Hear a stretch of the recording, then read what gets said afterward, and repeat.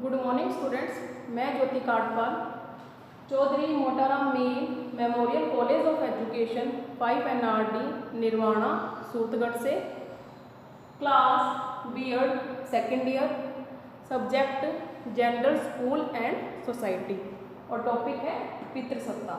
Last class में हमने पितृसत्ता के बारे में विस्तार से चर्चा की थी कि पितृसत्ता क्या होती है।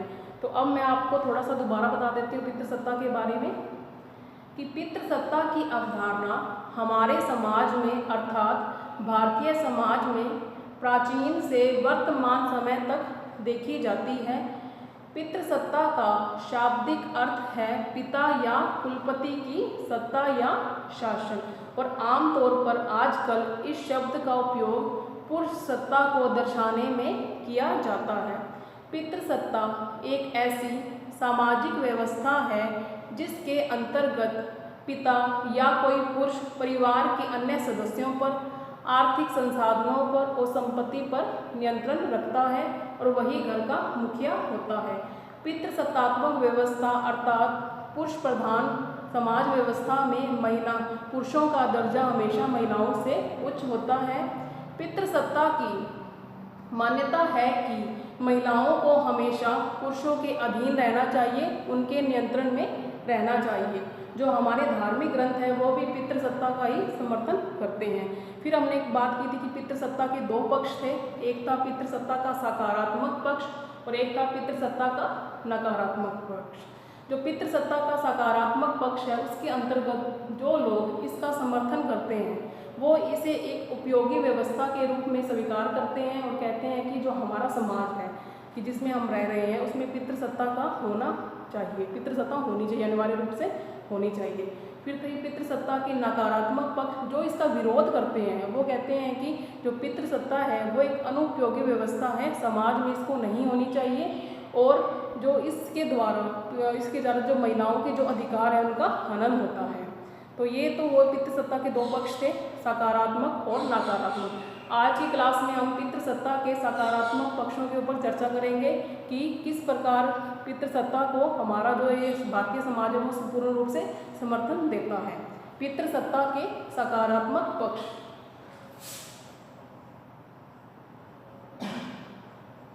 पितृसत्ता के सकारात्मक पक्ष।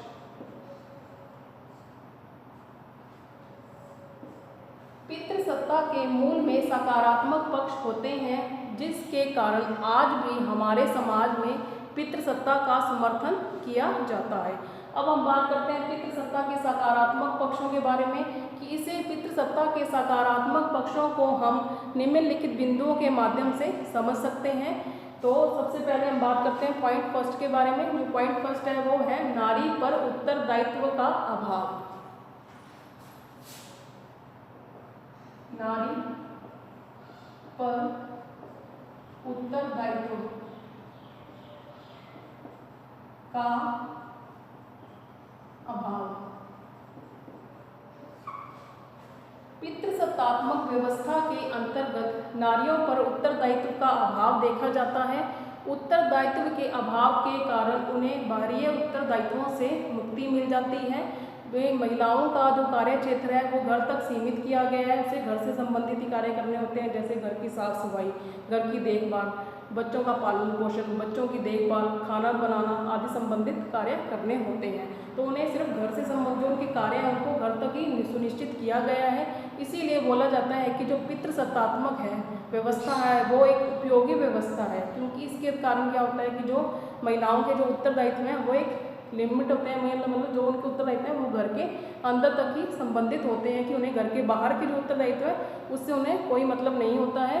कि क्या जाता है कि जो माना जाता है, ऐसा माना जाता है कि जो घर के कार्य होते हैं वो सरल होते हैं और जो बाहर के कार्य होते हैं वो कठिन होते हैं, और महिलाओं को हमेशा सरल कार्य दिए जाते हैं। इसीलिए जो हमारा ये समाज है, जो भारतीय समाज है, वो पितृसत्ता का पूर्ण रूप से समर्थन करता है और कहता है कि जो पितृसत्ता है वो नारी के पक्ष में है।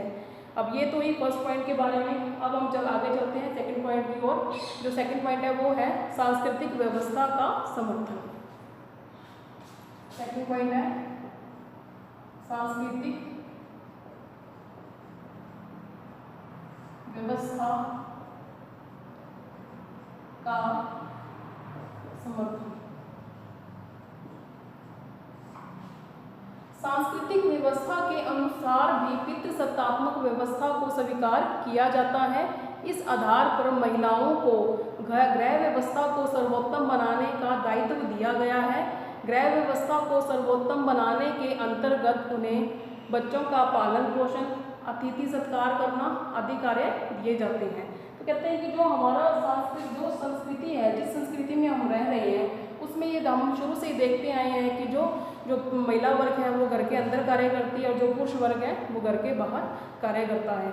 तो बोला जाता है कि जो सांस्कृतिक व्यवस्था है, जिस संस्कृति में हम रह रहे हैं, उसमें भी पितृसत्ता का ही समर्थन किया जाता है। उसमें फिक्स है कि जो महिलाओं के गृह व्यवस्था को सर्वोत्तम बनाना है, जो घर की उसकी व्यवस्था है उसको अच्छा बनाना है, तो भी पितृसत्ता का हमारे समाज में समर्थन किया जाता है और बोला जाता है कि जो ये पितृसत्ता है वो नारियों के लिए हितकारी है। ये हुई सेकंड पॉइंट। अब आगे चलते हैं हमने थर्ड पॉइंट की ओर। जो थर्ड पॉइंट है वो है धार्मिक व्यवस्था का समर्थन। थर्ड पॉइंट है धार्मिक व्यवस्था का समर्थन। पितृसत्तात्मक व्यवस्था को धार्मिक व्यवस्था का भी पूर्ण समर्थन प्राप्त है कि हमारे जो वैदिक काल से लेकर वर्तमान समय तक आज हम पितृसत्तात्मक व्यवस्था को देखते हैं। जो हमारे धर्म है उनमें भी पितृसत्ता का ही समर्थन किया गया है और कहा गया है कि महिलाओं को हमेशा पुरुष के अधीन होना चाहिए, अर्थात उनके नियंत्रण में होना चाहिए। एग्जाम्पल के कहा जाता है कि जो महिलाएं हैं वो पति की आज्ञा का पालन करती हैं तो उन्हें स्वर्ग की प्राप्ति होती है। ऐसी हमारी धार्मिक मान्यता है, धार्मिक अवधारणा कह सकते हैं हम इसको।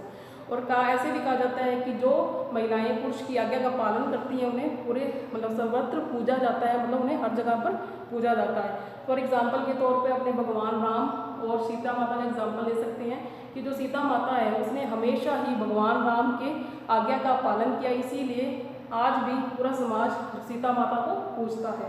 तो ये कहा जाता है कि जो धार्मिक व्यवस्था है या जो हमारे धर्म ग्रंथ हैं उसमें भी कहा गया है कि जो महिलाएं हैं उन्हें हमेशा पुरुष की आज्ञा का पालन करना चाहिए। इसीलिए जो पितृसत्तात्मक व्यवस्था है उसको एक उपयोगी व्यवस्था के रूप में स्वीकार किया गया है और नारियों को भी इससे कोई आपत्ति नहीं होती है, क्योंकि वो खुद भी धार्मिक व्यवस्था है उसका समर्थन करती है, क्योंकि धर्मों में ये बात कही गई है तो उन्हें भी पितृसत्ता से कोई भी आपत्ति नहीं होती है।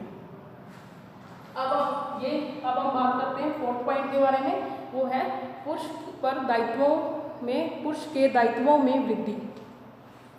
फोर्थ पॉइंट में पुरुषों के दायित्व में वृद्धि। सामान्यतः पुरुषों के दायित्व में वृद्धि होने से महिलाओं के दायित्वों में कमी हो जाती है। पितृसत्तात्मक व्यवस्था के अंतर्गत जो पुरुष वर्ग है उस पर दायित्व अधिक मात्रा में होते हैं और जो नारी है उस पर जो दायित्व है वो कम मात्रा में होते हैं। इसलिए जो पुरुष का जो जीवन है वो तनावग्रस्त रहता है, क्योंकि उसे बाहर की टेंशन भी रहती है और घर की टेंशन भी रहती है। और जो महिलाएं हैं उनका जीवन जो है वो शांति में हो जाता है, सुख में हो जाता है, क्योंकि उन्हें बाहर के कार्यों से कोई मतलब नहीं होता, उन्हें सिर्फ घर के कार्यों से ही मतलब होता है। इसीलिए पुरुषों के बोला जाता है कि पितृसत्तात्मक व्यवस्था के अंतर्गत जो पुरुष वर्ग है या जो पुरुष है उसके ऊपर जो भी दायित्व है वो अधिक मात्रा में होते हैं। अब हम बात करते हैं फिफ्थ पॉइंट के बारे में, नारियों को विशेष सुविधा। फिफ्थ पॉइंट है नारी को विशेष सुविधा।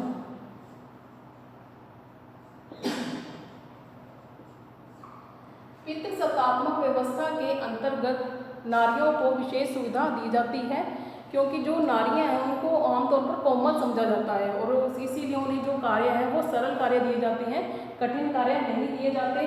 इसीलिए जो एक पुरुष है उसके अधीन जो उसकी पत्नी है, अर्थात जो उसकी पत्नी है वह उसका एक विशेष ध्यान रखता है, क्योंकि उसे लगता है कि वो मेरे अधीन है तो उसका मुझे विशेष प्रकार से ख्याल करना पड़ेगा। इसीलिए इसके अंतर्गत वह उसके खान पान, रहन सहन तथा पहनावे की ओर विशेष ध्यान रखता है। इसीलिए बोला जाता है कि पितृसत्तात्मक व्यवस्था के अंतर्गत महिलाओं को विशेष सुविधा दी जाती है। अब आगे नेक्स्ट पॉइंट की तरफ चलते हैं, वो है नारियों को तनाव से मुक्ति। नारी को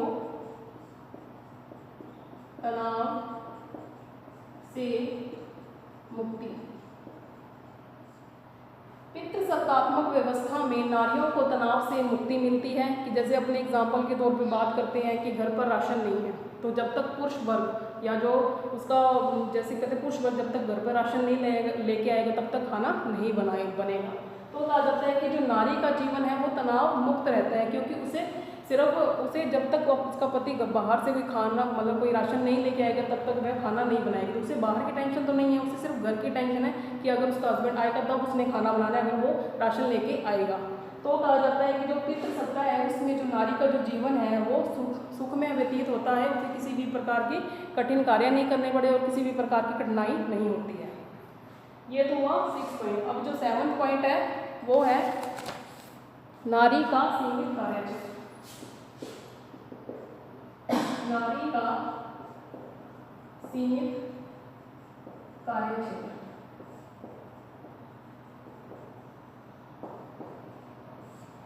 नारी का सीमित कार्य क्षेत्र भी पितृसत्तात्मक व्यवस्था का समर्थन करता है। जो नारियों का कार्य है वो घर तक संबंधित होता है कि उसे सिर्फ घर का कार्य ही करना होता है। इसीलिए बोला जाता है कि जो नारी का कार्य क्षेत्र है वो सीमित है, क्योंकि उसे घर से संबंधित ही कार्य करना होता है। इसीलिए जो नारी है वो खुद स्वयं भी पितृसत्तात्मक व्यवस्था का समर्थन करती है। उसे लगता है कि मुझे सिर्फ घर के कार्य करने हैं या उसी में मैं खुश हूँ। तो बोला जाता है कि पितृसत्तात्मक व्यवस्था भी जो व्यवस्था है उसमें भी नारियों के लिए एक पक्ष में मानी जाती है, इससे जो नारी है ये नारियों के लिए हितकारी होती है। ये तो हुआ 7 पॉइंट। अब आगे है 8 पॉइंट, नारी का सुखमय जीवन। नारी का सुखमय जीवन।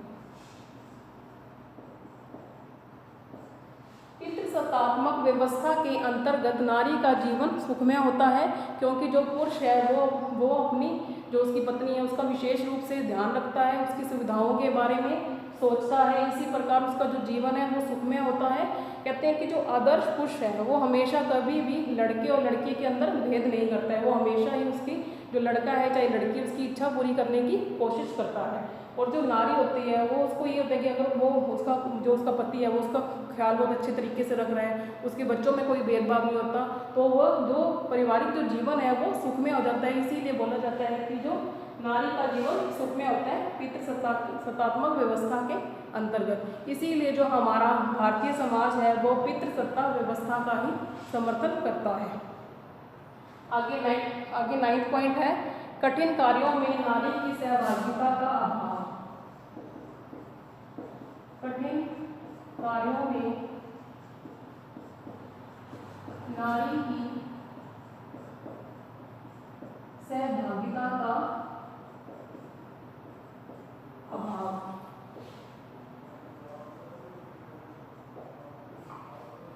पितृसत्तात्मक व्यवस्था में जो कठिन कार्य होते हैं वो नारियों को नहीं दिए जाते। हमेशा नारियों को जो इजी कार्य है जो सरल कार्य है वही उनको दिए जाते हैं। इसीलिए बोला जाता है कि कठिन कार्यों में नारी की जो सहभागिता है वो नगण्य है, मतलब नाममात्र के रूप में होती है।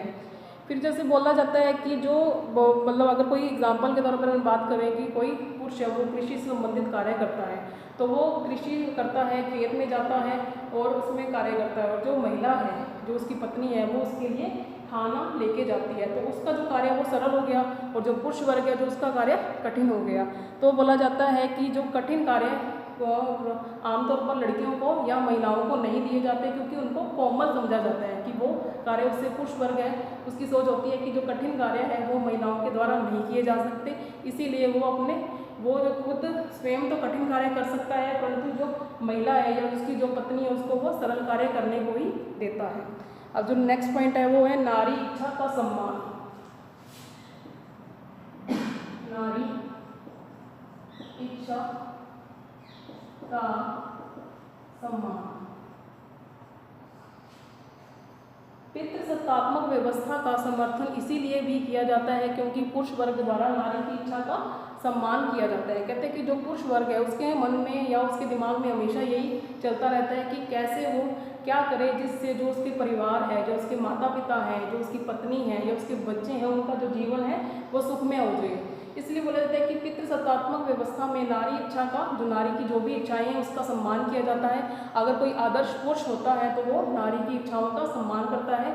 और इस प्रकार हम देखते हैं कि पितृसत्ता के ये सब सकारात्मक पक्ष हैं कि कैसे पितृसत्ता को हमारे सामाजिक व्यवस्था के अंतर्गत से स्वीकार किया गया है और उसे पूर्ण रूप से समर्थन दिया जाता है।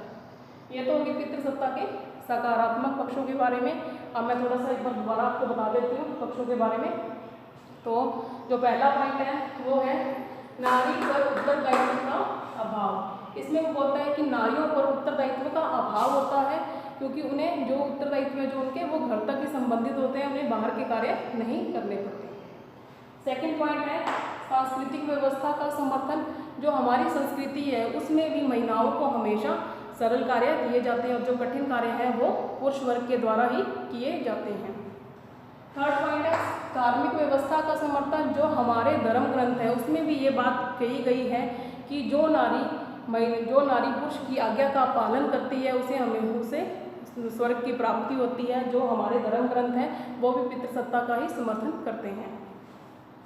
फोर्थ पॉइंट है पुरुषों के दायित्वों में वृद्धि। जो पुरुष के दायित्व हैं उनमें कहते हैं कि पुरुषों के दायित्व में वृद्धि होने पर सामान्यतः जो स्त्री के दायित्वों में कमी हो जाती है, क्योंकि जो पुरुष वर्ग है उसे घर के बाहर के जो कार्य हैं उसमें भी कार्य करने पड़ते हैं और जो घर के अंदर कार्य है उसमें जो नारी कार्य कर रही है उसका सहयोग देना पड़ता है, उसकी हेल्प करनी पड़ती है। और फिफ्थ पॉइंट है नारियों को विशेष सुविधा। इसके अंतर्गत सत्तात्मक व्यवस्था के अंतर्गत नारियों को विशेष सुविधा दी जाती है। जो आदर्श पुरुष है उसके द्वारा नारी के खान पान, रहन सहन, पहनावे की ओर विशेष ध्यान दिया जाता है। वो हमेशा नारी को एक विशेष सुविधा देने का प्रयास करता है। सिक्स पॉइंट है नारी को तनाव से मुक्ति।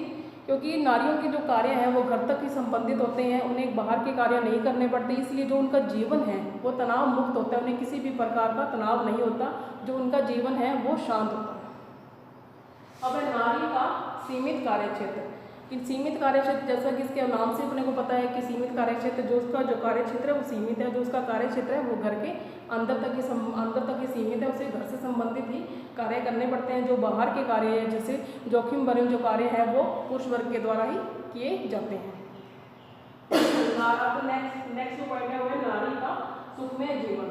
पितृसत्तात्मक व्यवस्था के अंतर्गत नारी का जीवन सुखमय होता है क्योंकि जो पुरुष वर्ग है उस पर दायित्व अधिक मात्रा में होते हैं और नारी पर दायित्व कम मात्रा में होते हैं, इसीलिए उसका जो जीवन है वो सुखमय व्यतीत होता है। फिर नेक्स्ट जो था वो है कठिन कार्यों में नारी की सहभागिता। जो पुरुष वर्ग के द्वारा जो कठिन कार्य है वो स्वयं करते हैं और जो इजी वर्क है वो महिलाओं के द्वारा किए जाते हैं। और लास्ट पॉइंट था नारी इच्छा का सम्मान, कि जो एक आदर्श पुरुष है वो हमेशा नारी इच्छा का, जो नारी की जो भी इच्छा है उसको पूरा करने का प्रयास करता है। वो उसकी पूरी कोशिश करता है कि जो उसकी पत्नी है उसकी हर इच्छा को पूरी करे। तो ये तो होगी पितृसत्ता के सकारात्मक पक्षों के बारे में चर्चा। अब जो नेक्स्ट क्लास है उसमें हम पितृसत्ता के नकारात्मक पक्षों के बारे में चर्चा करेंगे कि कैसे पितृसत्ता का विरोध किया जाता है, कि हमारे समाज में किस तरह से पितृसत्ता का पूर्ण समर्थन भी नहीं किया जाता है। तब तक के लिए okay student, thank you, have a nice day.